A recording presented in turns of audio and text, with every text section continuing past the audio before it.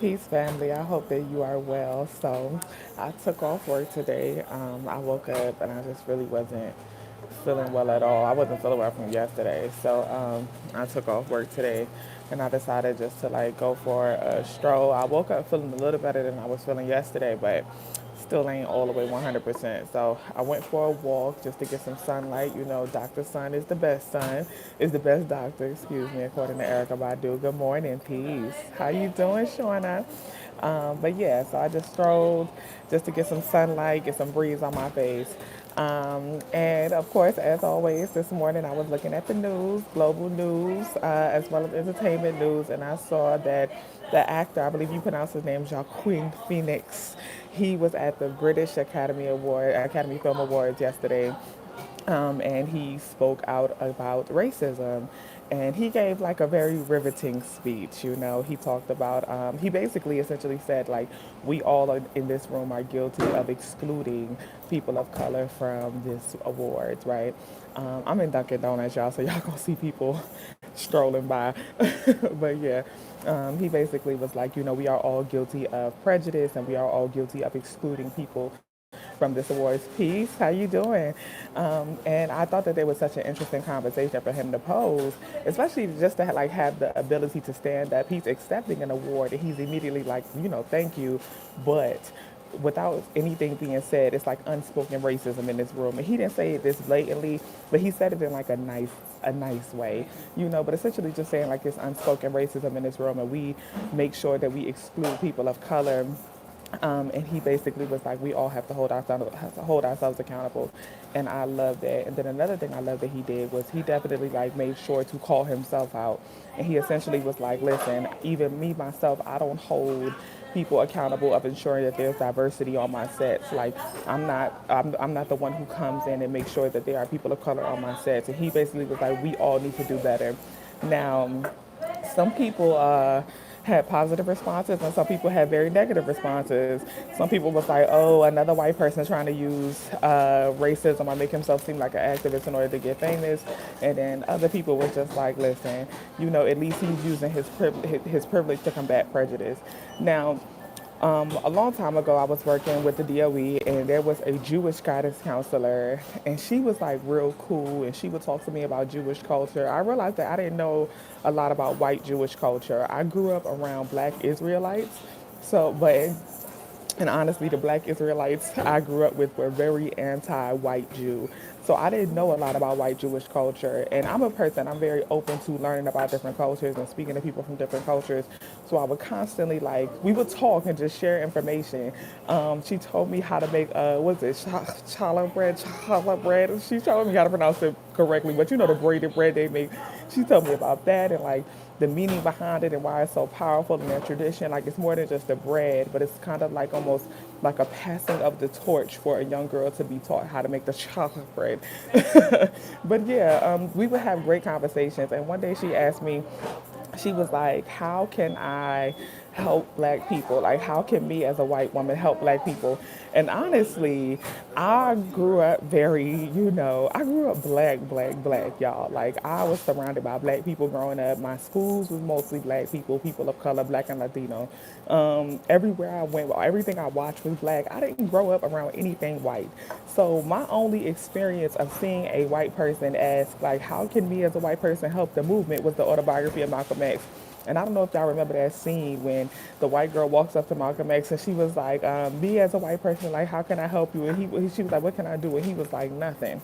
You know, so immediately when she asked me, like, what can I do? Hey, peace, Xavier, how you doing? But immediately when she was like, what can I do?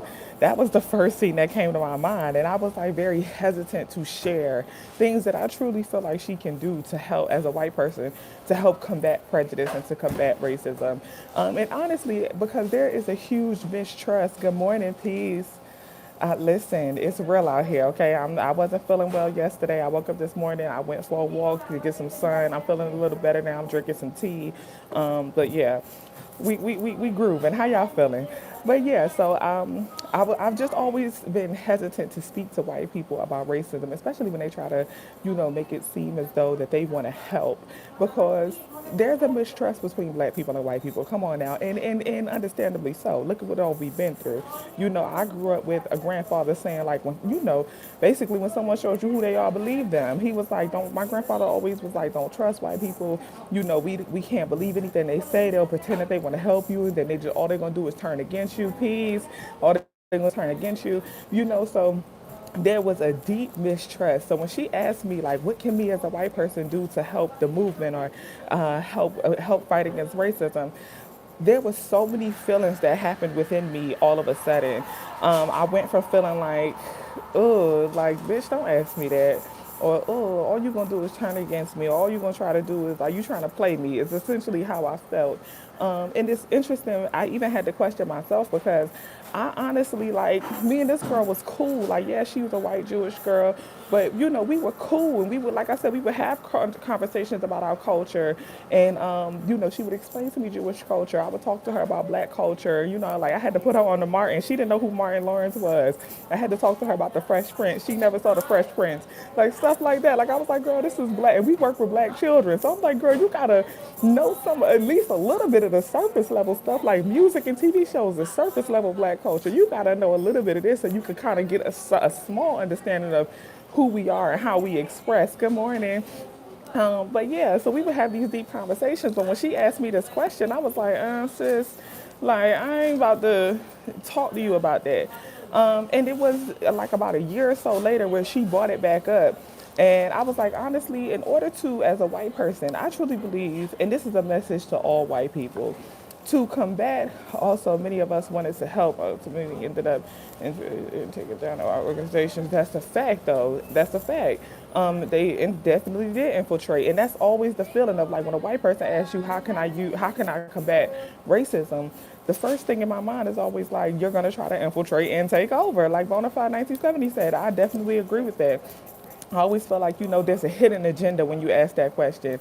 But what Joaquin Phoenix did yesterday at that award show is exactly what white people should do. If you paid attention to the crowd as he was speaking, everyone was uncomfortable.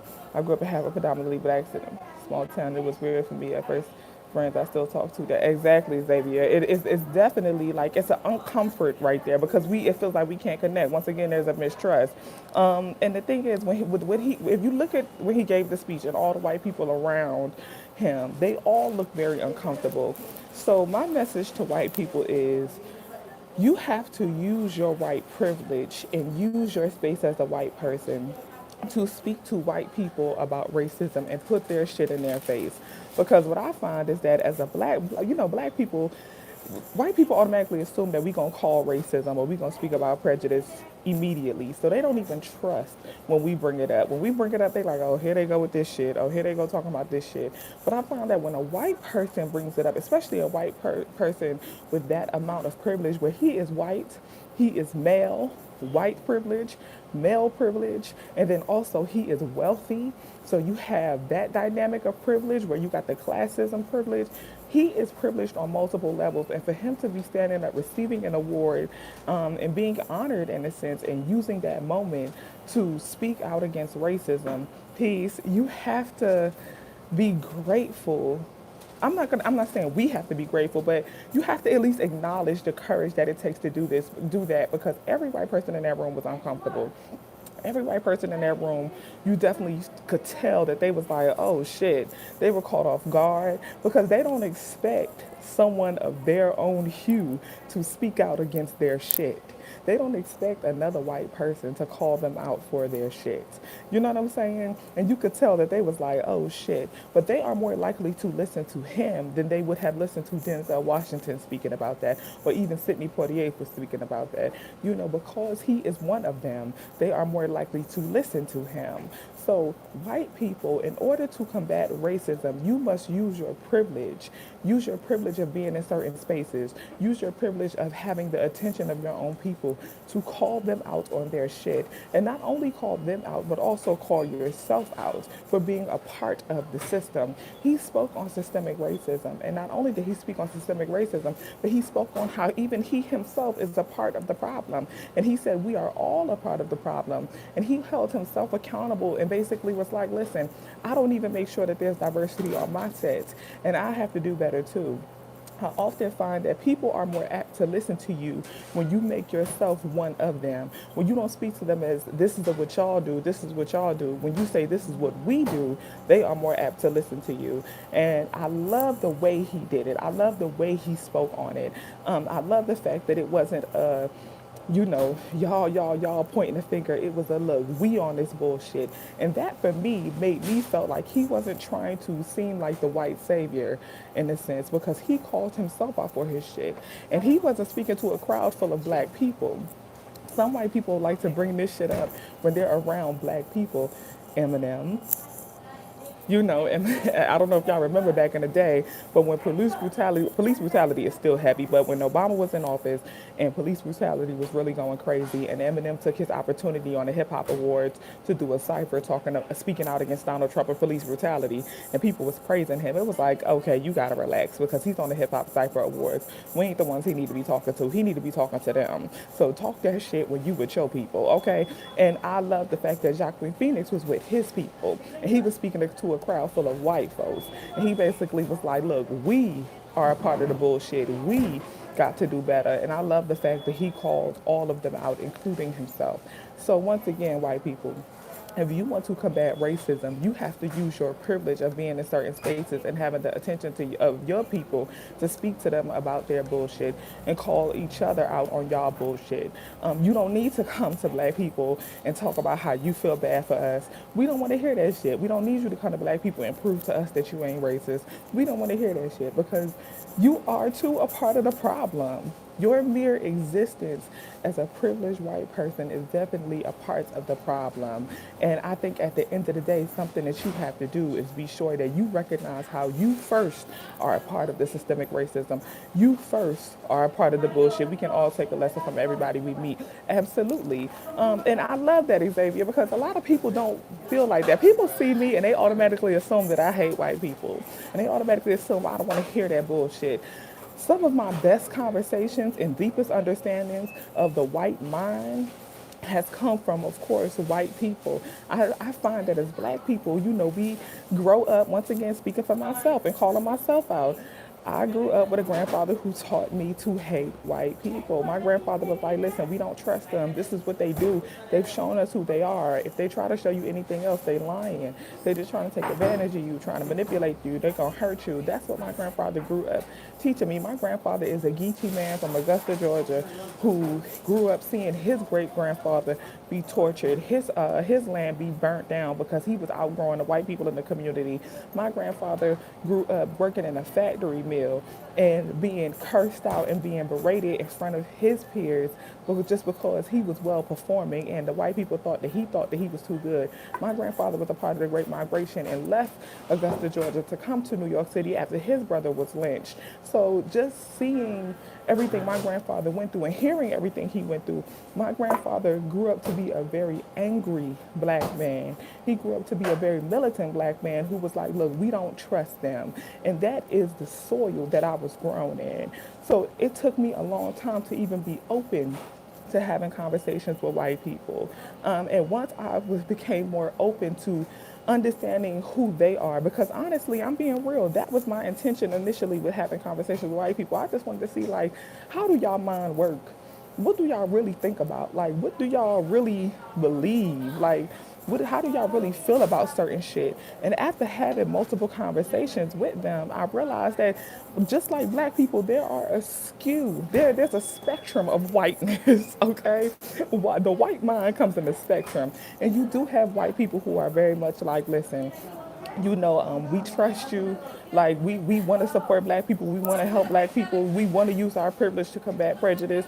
Like, we definitely want to be on the front lines in a sense, but I personally feel like white people can never be on the front lines because at the end of the day, we don't have the option but to be on the front lines as black people. When we walk down the street, we on the front lines. But you do have white people who definitely want to support the movement. So when I speak to white people and I have these conversations, my intention is always to understand where do you stand and how do you think. And beyond just talking about the topic of racism, systemic racism, but speaking on the topic of everyday life and how you move. Yes, my grandfather definitely had every right in the world to hate white people, and I respect everything that he tells me, and I definitely don't hold great rising, Moni love. Hey, sis. I definitely don't hate my grandfather for anything he taught me. My grandfather to this day is the first person I call when I'm dealing with some shit, especially at work. I call my granddaddy. Okay, he gets me all the way together. Like, don't you ever forget what I taught you. You know, so I appreciate my granddaddy for that. But yeah, so my tattoo, one of my tattoos I got was from a white guy. I had drew the tattoo, and the tattoo is of a tree on my arm. Some of y'all may have seen it. And this white man was an ex-skinhead. My tattoo took 3 hours. We spoke for 3 hours about his life and his feelings and his positions. And did I agree with everything he said? Absolutely not. But did I learn? Absolutely. I learned the process of someone being groomed to be a skinhead. Now, listen to this, and you may agree or disagree. But hear me out. The same way that I was groomed from my grandfather to hate white people and to not trust white people, he was groomed the same way from his grandfather to hate black people and not trust black people. He grew up with his grandfather being a part of the KKK, so he became a skinhead. He joined the military, which ain't that something, right? He joined the military. He was a part of the Marines, and he went through the Marines as a skinhead. And it wasn't until he said he was out there in the field and the people that he had to protect were black people. And the man who saved his life was a black man. And it wasn't until then that he realized he was the problem. He said he grew up believing that all black people were against white people and that the goal of black people was to terminate the white race. That's what he was taught. And honestly, that's what the KKK believed. They believed that we as black people are trying to take over the world and terminate the white race. And he said that's what he was groomed as. Because it wasn't until his life was saved by a black man that he realized that, okay, well, if this black person saved my life, clearly they're not trying to terminate my race of people. And that's when he realized that there was a issue with his thinking. There was a contradiction to his thinking. This man's actions directly contradicted his thinking. And that's what caused him to start to have a change. Now, after 3 hours of conversation, within that conversation, and I'm not going to go detail for detail because it was a 3 hour combo, but I definitely realized a few things. Number one, racist people are groomed and grown to be racist. Okay, their history from very early teaches them to be racist. They are taught that we are against them. Number two, something can happen that can start to change their mind. But number three, a little bit of that shit is always in them. Okay, because there were still quite a few things. There were still quite a few things that he was saying that I was like, that's still that racist shit coming through. For example, he said the hardest thing to be in America right now is a straight white male. And I was like, what? But yes, he said the hardest thing, yes, but they have no reason whatsoever to hate us, none. We're not oppressing them on any level. It's absolutely crazy that the hatred they have against us. And I agree with that. Like, we're not oppressing them on any level, but in their mind, we are. And that just goes to show you the power of the mind. No, we know that we're not oppressing them on any level. We know that we don't even have the power in America to be racist, okay? Because we don't have the power to implement systemic racism. We don't. So black people, I believe black people cannot be racist. Can we be prejudiced? Absolutely. We can have stereotypes about certain races. We can have feelings towards certain races, but we cannot be racist. We don't have the power to do that, and they do. So although we are not, his mind is telling him that we are, and that is the power of the mind. He genuinely believed that. The same way he genuinely believed that right now today, he said out of his mouth, the toughest thing to be is a straight white male. And I was like, what? He was like, yeah, because everybody thinks that we're the enemy and everybody thinks that we're against them. He was like, gay people think we're against them, black people think we're against them. Women think we're against them. So to be a straight white male is the hardest thing it is to be in America. Now, do I agree with that? Absolutely not. But did I understand where he could be coming from and how his mind is working? Absolutely. So my point is, have these conversations, even with somebody that you may completely disagree with. Have these conversations because you will learn something. And if you don't learn anything at all, you will be able to better understand how the mind of that person works, okay? Malcolm X, Louis Farrakhan, Elijah Muhammad, Dr. Martin Luther King, multiple of our Marcus Garvey himself, multiple of our thought leaders all agreed that in order to defeat your enemy, you must first know your enemy. And I'm not saying that white people are our enemy. I'm not saying that. But what I am saying is that whomever your enemy shall be, okay, you must know them. You must know their mind. So have these conversations. Watch their actions. Watch their mood. It's our mindset. I mean, to be honest, anybody doesn't matter to be a threat to me. That's a fact, though. But the thing is, we have to watch how they move, and we have to listen to what they say and listen to how they think. And the only way you can do this is through conversation. So going back to Joaquin Phoenix having this conversation with his people on their platform after they have honored him, I do think that it was a courageous move. I do think that that is one of the only things that white people can do, other than financially contribute. That is one of the only things that white people can do in order to combat racism. Speak to your people and call your people out on their bullshit. So as a white person, if you see another white person doing some racist shit, if you see another white person excluding people of color on any platform in any arena, whether it's at work or anywhere, if you see another white person treating a person of color differently than they are treating a white person, then it is your duty to call them out. This is the last anecdote I'm gonna give you. I was on a train one time, Bonafide 1970. I love that. I was on a train one time, and they get mad if they can believe it. That and that's true. They listen. Listen, knowledge of self is real, and they recognize that once we got it here, we powerful beyond measure. The most dangerous thing you can be in this world is an educated black person, okay? But the thing is, last anecdote I'm gonna give y'all. So I was on a train one time, and when I was on the train, this white boy was saying, nigga, nigga, nigga, nigga. He's rapping. He got his headphones in. And he's trying to make himself seem like he crazy. You know, if he gets on the train, he got his skateboard, he got his headphones in, and he rapping real loud. Now, anybody who doesn't live in New York, you'll know I wrote a poem about the train in New York because the train can be so crowded, but it'll be pure silence. I call it crowded silence, crowded noise. There is no noise on the train in New York. Very rarely do you hear, especially if there's not kids on the train, very rarely do you hear conversation.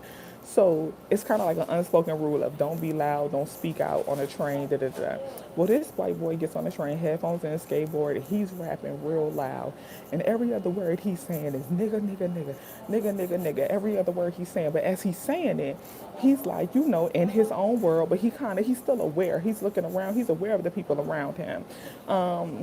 Thank you. I appreciate that, Natty. Thank you for that encouragement. But he's aware of the people around him. Now I'm looking because I'm always that girl.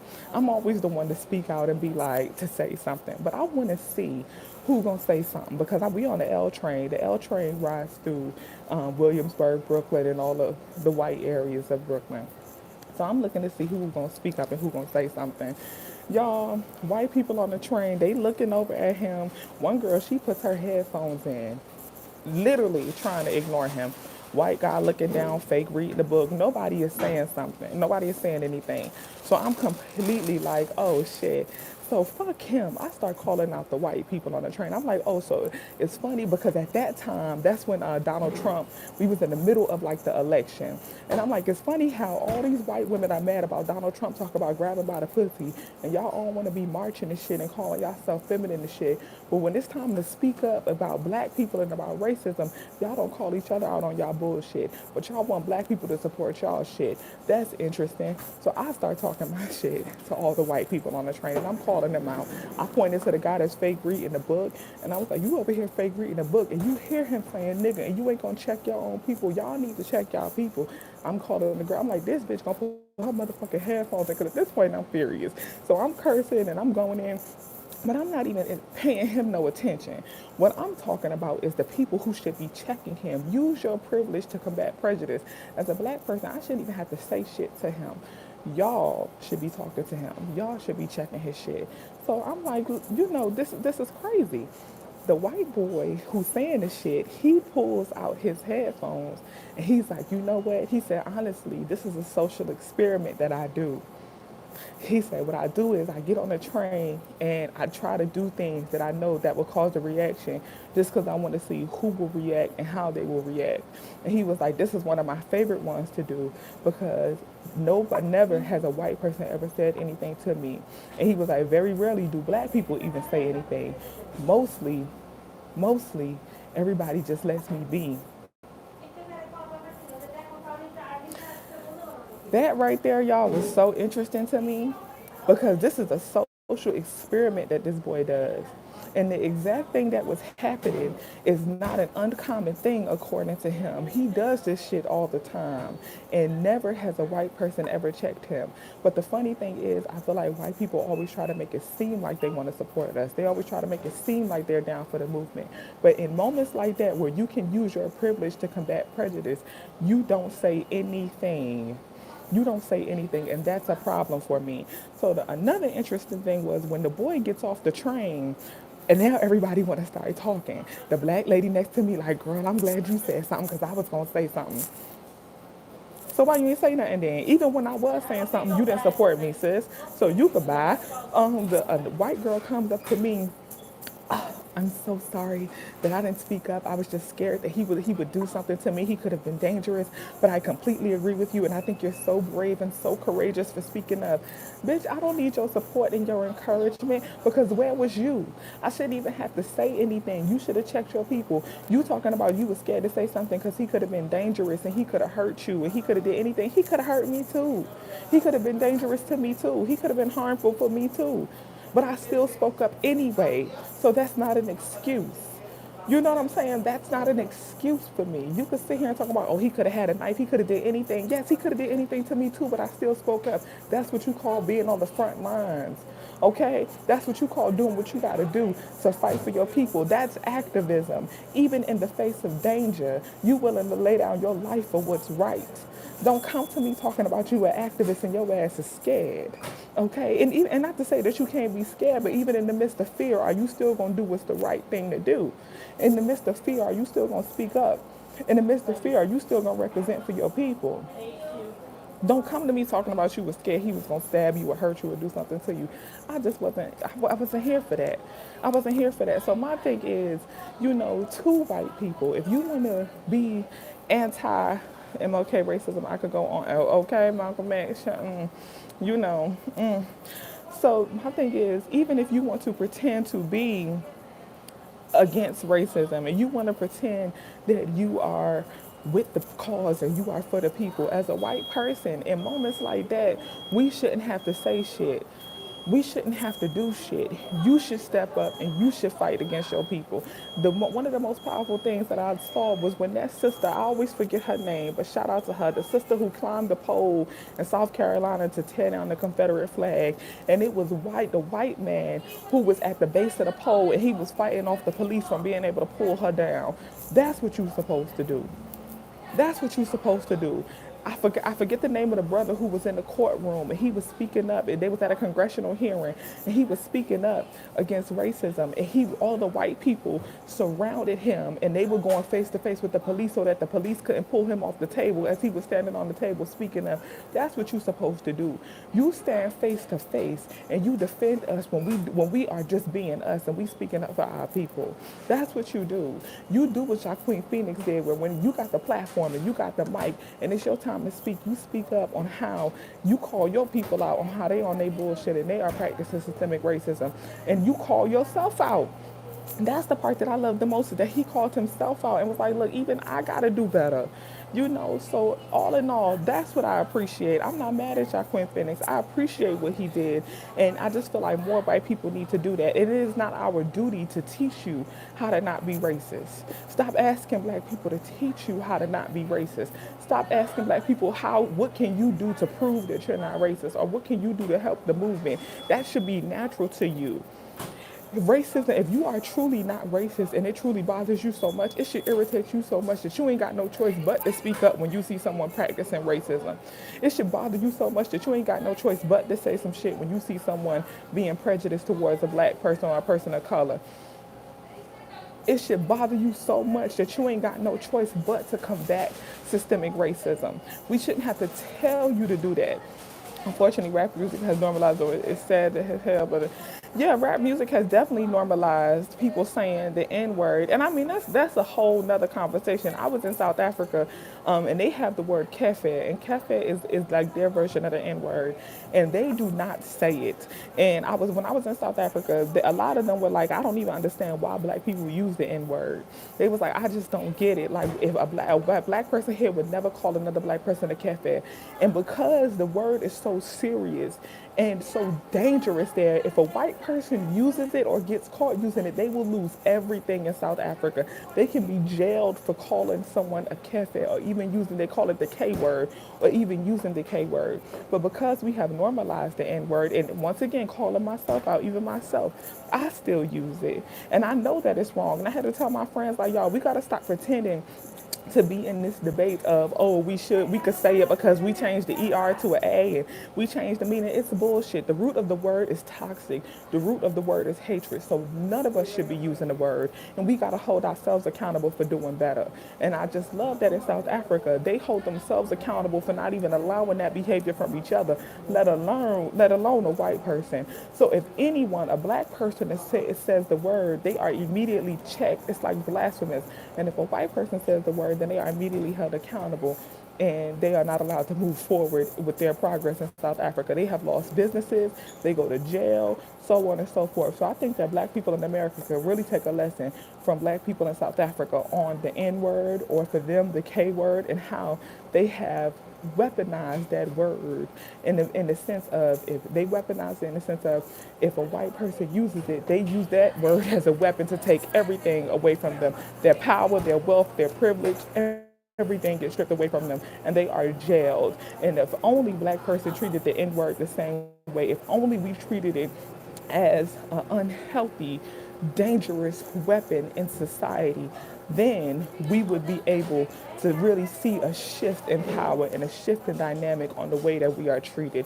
And it's not just the N word, but it's a lot of the things that we do and a lot of the things that we accept, and that we normalize, But I'm not going to use this time to speak on, black people and how, that's why I love the episode of the Bloom Rocks Return of the King. Yes.